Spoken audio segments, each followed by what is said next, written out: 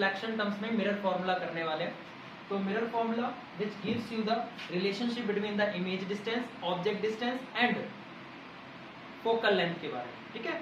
यानी focal length हो गया, ऑब्जेक्ट डिस्टेंस, इमेज डिस्टेंस में क्या रिलेशन होता है हम किससे देखते हैं, मिरर फॉर्मूला से। तो मिरर फॉर्मूला होता है 1/f will be equals to 1/v plus 1/u।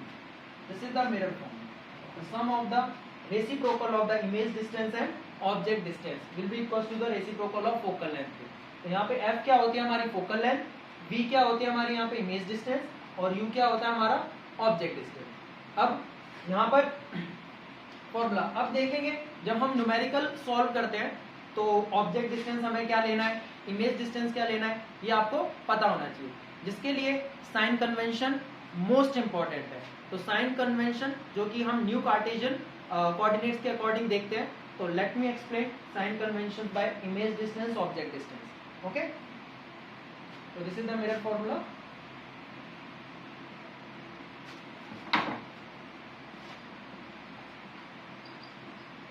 Sign convention of spherical mirror, यानी कि मैं दोनों का ही बता दूंगा आपको, स्फेरिकल मिरर में कॉनकेव का भी और कॉन्वेक्स का भी।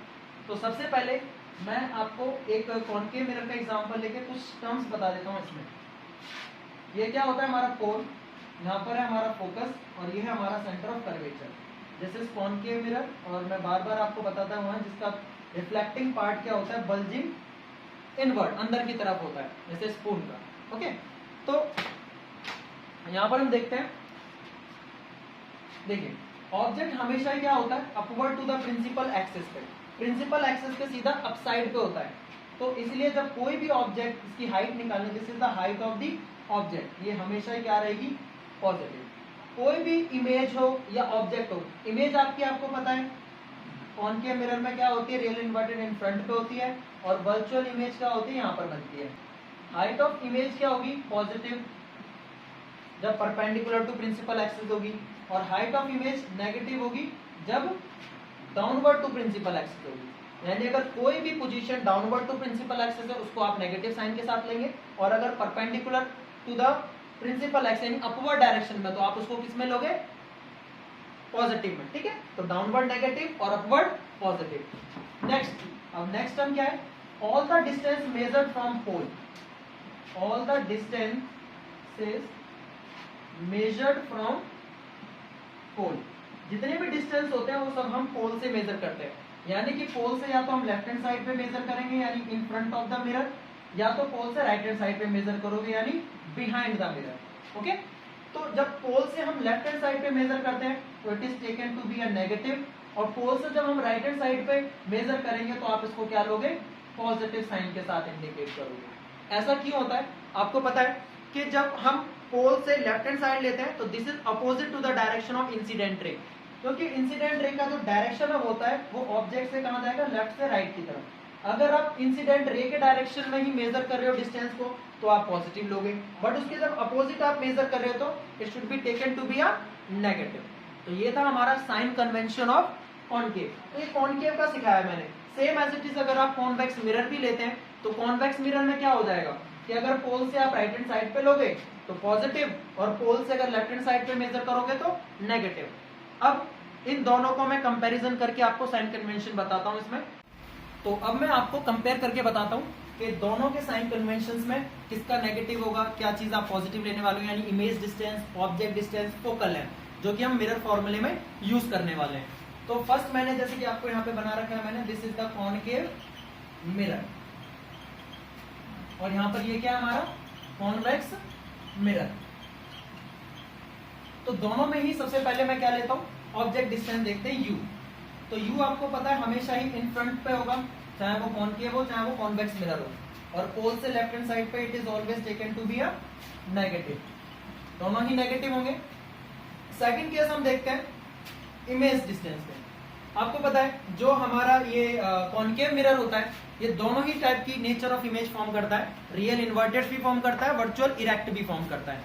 Real inverted left hand side पे बनाता है, real and inverted R and I, and यहाँ पर क्या बनाता है, वर्चुअल एंड इरेक्ट। यानी behind the mirror virtual and erect form करता है। अगर आपने कोई केसेस वाली वीडियोस नहीं देखी है तो आप मेरे यूट्यूब चैनल पे सर्च कर सकते हैं और एंड में मैं इसका लिंक भी सेंड कर दूंगा। ओके, तो नेक्स्ट देखिए यहाँ पे, तो जब वर्चुअल इरेक्ट होगी यानी पोल से जब हमारी राइट हैंड साइड पे या पोल से लेफ्ट हैंड, तो पोल से लेफ्ट हैंड साइड पे तो इमेज डिस्टेंस क्या आएगा, नेगेटिव, और पोल से अगर राइट हैंड साइड पे आएगा तो इमेज डिस्टेंस क्या लेना पड़ेगा, पॉजिटिव। तो जैसे कि आप यहाँ पे देख रहे हो, अगर पोल से लेफ्ट हैंड साइड पे लोगे तो नेगेटिव यानी कि रियल एंड इन्वर्टेड होगा तो इमेज डिस्टेंस नेगेटिव, और जब वर्चुअल एंड इरेक्ट होगा तो इमेज डिस्टेंस क्या हो जाएगा हमारा, पॉजिटिव हो जाएगा। सेम एज इट इज अगर मैं यहाँ पर देखूं तो कॉन्वेक्स मिरर का तो आपको पता ही है कि कॉन्वेक्स मिरर में हमेशा ही वर्चुअल एंड इरेक्ट बनती है, और वर्चुअल इरेक्ट मिरर के केसेस में हमेशा राइट हैंड साइड पे बनेगी। तो पोल से जब हम राइट हैंड साइड पे डिस्टेंस मेजर करते हैं तो it is taken to be a positive, which shows that image nature is virtual and erect. Okay, next अब यहाँ पे हाइट की बात आती है। तो हाइट क्या होगी ऑब्जेक्ट की, हाइट क्या होगी इमेज की। तो देखिए हाइट ऑफ ऑब्जेक्ट और हाइट ऑफ इमेज दोनों ही देख लेते हैं। तो हाइट ऑफ ऑब्जेक्ट हमेशा ही पॉजिटिव होगा क्योंकि वो always perpendicular to principal axis in upward direction. तो यहाँ पर भी हाइट ऑफ ऑब्जेक्ट जो होगा पॉजिटिव रहेगा। ठीक है, तो आप इसे h1 से भी शो कर सकते हो और आप हाइट ऑफ ऑब्जेक्ट h4 से शो कर सकते हो, क्योंकि कुछ बुक्स में इसको ho वगैरह से दिखाया गया है। नेक्स्ट बात आती है हाइट ऑफ इमेज, h2 या इसे hi भी बोल सकते हो आप। तो हाइट ऑफ इमेज मैंने आपको बोला इसमें दो टाइप की, हाइट ऑफ इमेज आपकी वर्चुअल इरेक्ट यानी पॉजिटिव भी हो सकती है और नेगेटिव।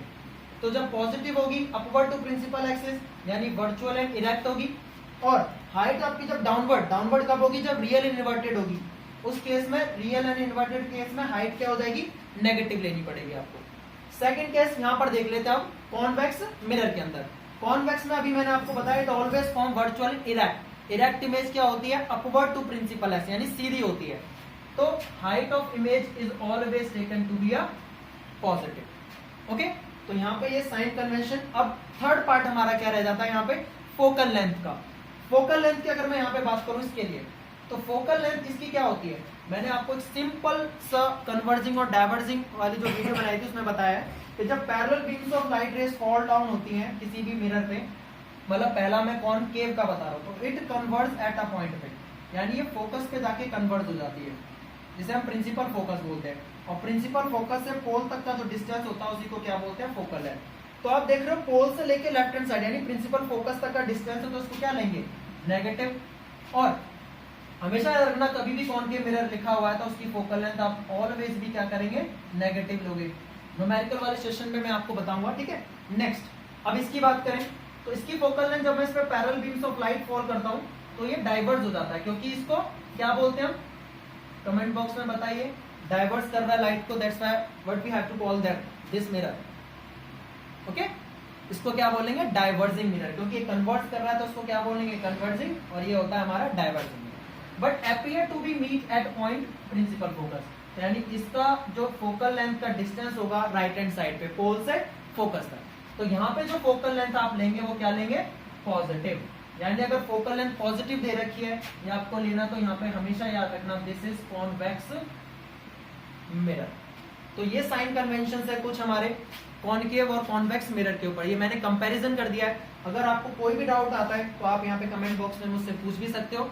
ठीक है, और आगे एक टर्म और रहेगी हमारी इसमें, मैग्निफिकेशन। तो मैग्निफिकेशन के लिए मैं एक अलग से वीडियो बनाऊंगा जिसमें आप मैग्निफिकेशन के बारे में देख सकते हैं। ओके।